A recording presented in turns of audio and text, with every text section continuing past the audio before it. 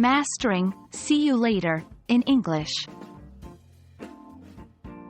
Hello everyone. Today, we're diving into the world of informal English farewells. Specifically, we're focusing on the phrase, "see you later." You might have heard this phrase before, but do you know exactly when and how to use it? That's what we're going to explore in this video. See you later is a common informal way to say goodbye in English, but it's a bit unique. Unlike a simple bye or goodbye, see you later has a built-in implication that you'll meet the person again later in the day or in the near future. Now, let's discuss how to use see you later. This phrase can be used almost any time you're parting ways with someone, as long as you expect to see them again soon.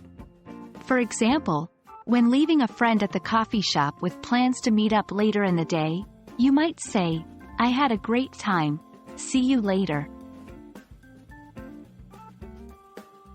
Variations of "see you later" are also common and can add a fun twist. Some examples include "catch you later," "see you in a bit," or even "later" for a really casual, relaxed farewell. Use these variations to match the mood and your relationship with the person you're speaking to. Remember, practice makes perfect. Try using "see you later" and its variations in your daily conversations. It's an easy, informal way to say goodbye that can help make your English sound more natural and fluent.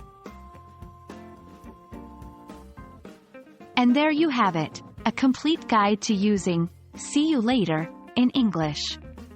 Remember, it's informal, friendly, and implies you'll see the person again soon. Practice using it and its variations to enhance your English conversations. See you in our next video.